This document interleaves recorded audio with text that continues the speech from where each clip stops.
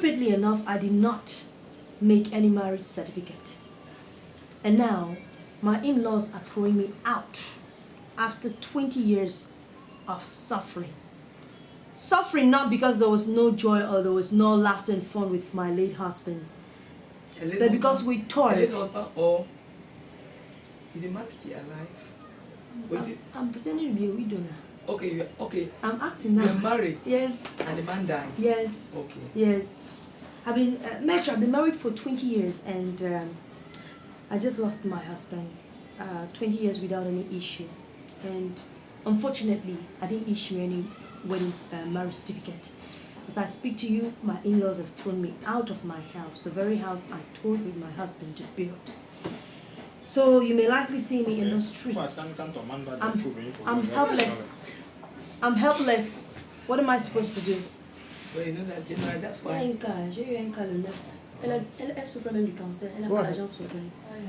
You want to know that it's very wrong. That's why we keep on saying that. That's why now in Cameroon you have collective marriages. When the government will just say that on this day there are 700 cases, 1,000 couples getting married. You just come and just register your name that you are going to get married. Because the intention is to encourage couples who have been staying together for so long to get married. Because at the end of the day, if something of that nature happens, your husband dies, and especially if you don't have an issue with him, the tendency is for the family to come and throw you out of the house. And there, you will not really have any strong backing.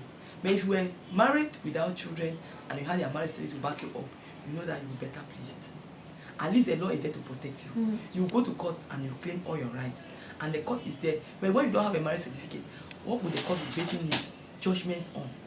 What is the relationship? What are we going to call that relationship? It becomes difficult for the court, even for the court to render justice in that type of case, because you need the marriage certificate to prove that you actually got married to this man. But if you are making come and stay, concubinage, it's not a healthy relationship. That's why we always advise women, don't go and stay with somebody when the man has not paid your dowry and has not signed the marriage certificate. It is not healthy. Because if the man drops dead, you are finished. If you are lucky, you have good in-laws. But on the contrary, if you have bad in-laws, you are in a real mess. Yeah. So we always advise people to at least sign. It doesn't even cost anything much to sign the marriage certificate. You need to register in the civil status registration office, and then the council, and then you sign the marriage certificate. Easy, very easy. Then why are people shying away? Could it be that some people are afraid of paying the dowry? It's become so expensive. It's become an issue of millions when people cannot even afford tens of thousands to feed their families. No, the issue is because there's this belief that when you spend between 5 to 10 years with someone under the so-called Kamui stay legacy, the law can protect you, and women hold on to that a lot. The law can protect you, but the protection is very limited, very, very limited. So better sign the marriage. What stops from causing your husband to sign the marriage? Or what stops the man from signing the marriage? Especially if you have paid the bride price.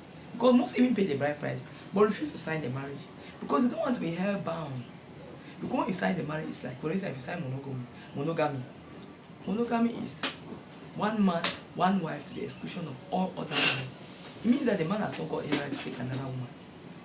But men want to feel free. Some other men will say that men by their nature are very polygamous. They want to feel that today I am with this woman and tomorrow, but they don't want the women to have the same rights too.